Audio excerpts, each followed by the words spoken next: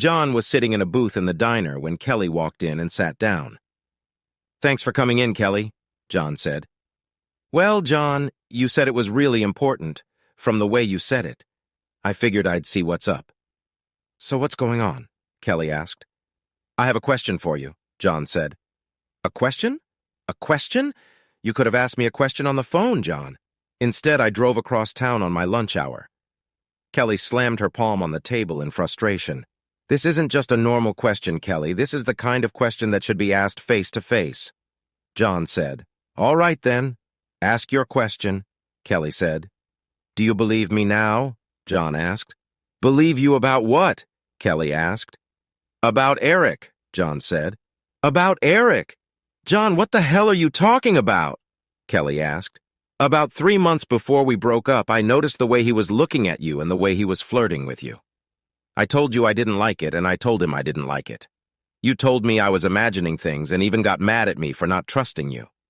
Over the last 3 months of our relationship, things have gotten worse and worse. He openly hit on you in front of everyone, and you let him do it. I told you I didn't like it, and you said you didn't believe he was doing anything wrong and got mad at me again. And then the day came when I came home and found you gone.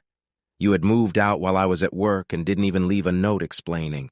I was heartbroken and confused until about a week later when I heard you were living with him. That's when I realized what had happened." "So now you believe me?" John asked. "John, Eric had nothing to do with what happened between you and me," Kelly said. "Oh, really? Then tell me, Kelly, how do I have this?" John asked. He pulled a small box out of his pocket and placed it on the table between them. Kelly was surprised to see it. She began to shiver. "What is it?" Kelly asked. "I think you know exactly what it is. I bought it a few days before I first noticed you and Eric flirting at that party. The first time I told you I didn't like it. We were so insanely happy together. Or at least I was happy, and I thought you were happy too. When I saw him flirting with you and you told me it didn't mean anything, I put it off until I had a chance to calm down. I never got a chance to calm down. It just got worse and worse until the day you left, Kelly. You said Eric had nothing to do with what happened between us. Then explain to me, Kelly, how I walked away from wanting to give you that, being heartbroken and hating you in just 3 months.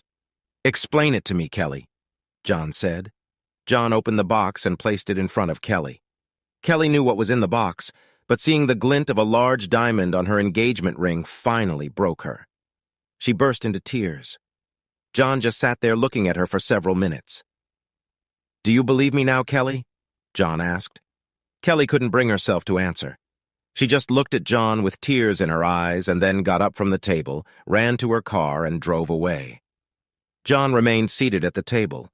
He closed the ring box and put it back in his pocket. John was confused when some large man slid toward the booth that Kelly had just vacated. "Hi, what do you want here?" John asked. "I overheard you talking to the young lady. You were a little harsh, don't you think?" Edward asked. "No, I wasn't. We've been together for 3 years. Hell, we bought a house together. A house that I'm paying for myself now. She never gave any indication that she wasn't so happy. Until I saw her at that party flirting with him. She let it happen, but he was the aggressor. I told her it was happening. She denied it even to the very end. Now she is living with this son of a bitch.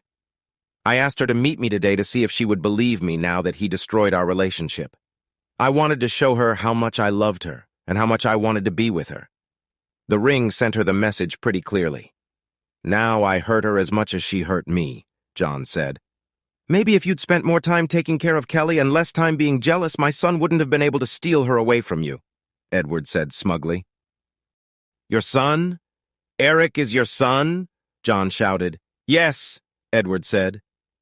John got up from the table, grabbed the man, lifted him to his feet, and punched him hard in the face, causing him to fall to the floor. Edward cringed and raised his hands to protect his face as John leaned over and looked him in the eye. "That was for raising a mean freak who steals other people's women," John said. John threw the money for his meal on the table and walked out of the diner. A few hours later, on the other side of town, Eric came home and immediately realized something was wrong. Kelly's things were gone. He dialed her cell phone number. "Hello," Kelly said. "Kelly, baby, what's going on? Where are you?" Eric asked. I I can't be with you anymore, Eric, Kelly sobbed. What? Why? Kelly, what you're saying doesn't make any sense, Eric said. He was right. He was right. He was right all along. Kelly sobbed again. Who was right? What are you talking about, Kelly? Eric asked. John, he was right. You stole me from him. I let it happen, but you stole me. Kelly, you left him willingly, Eric said. You made me say yes. I shouldn't have let you. I shouldn't have let you get so close. John and I were happy for 3 years before you started hitting on me. He told me what you were doing. I didn't believe him. He was right. Damn you, Eric, Kelly said. Kelly, don't be like that. If John let it happen, that's his problem, Eric said. No, it's my problem. He warned me. He tried to stop me. I wouldn't listen to him, said Kelly. Kelly, baby, what about us? Eric asked. We're gone. We were never supposed to be, said Kelly. So you're going back to him? That's the thing, Kelly. You're going back to John? Eric asked. No, John would never take me back after what I did. Then why are you leaving me? Eric asked. I owe John a debt of gratitude. I've realized my mistake, and I have to fix it to the best of my ability, said Kelly. A mistake? Kelly, I wasn't wrong, Eric exclaimed. John was going to propose to me. He showed me a mind-blowing ring. The first time you flirted with me, he was so angry he decided to wait until he calmed down. 3 months later, I left him. I let you ruin 3 years of happiness in just 3 months. I was a fool. I hate you, Eric, and I never want to see you or hear from you again. Kelly, wait, Eric said. Kelly hung up the phone. Eric stared at his phone for a moment, then clenched his fists in anger. That bastard is going to pay for this, Eric said. Eric got in his car and drove to John's house, the house where his seduction of Kelly had begun. He ran up to the door and began pounding angrily on it with his fists. John had a very good idea who was standing at the door. He had no idea what Kelly had done after she left the diner, but he assumed that Eric was coming to avenge his father. John was ready when he opened the door. Eric threw the first punch, but John dodged before throwing a punch of his own that threw Eric back and he fell into the yard. Too bad. A son like his father. At least he had an excuse for being old. Did he send you here or did you come on your own? John asked. What are you talking about, you son of a bitch? Eric asked, standing up. You mean your father didn't call you and tell you about how I punched him in the face in the diner and left him crumpled on the floor like a little kid? John asked. What, you hit my father? Eric asked. I had to. He overheard me talking to Kelly and then he stood up for you. He deserved it for raising a freak like you, John said. You son of a bitch, what did you say to Kelly? Eric asked. What the hell do you care? John asked. I care because when I got home from work, all her stuff had been taken out of my apartment and she was long gone. I called her and she said she didn't want anything more to do with me. So you tell me. You tell me what the hell you said to her. Go talk to your father. He heard the whole conversation. And get off my property before I break a few ribs in addition to a black eye, said John. Eric looked at John and realized that coming here to challenge him to a fight was a mistake.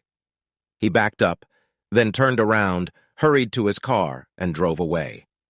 When John turned to go back into the house, there were tears in his eyes. I think she finally believed me,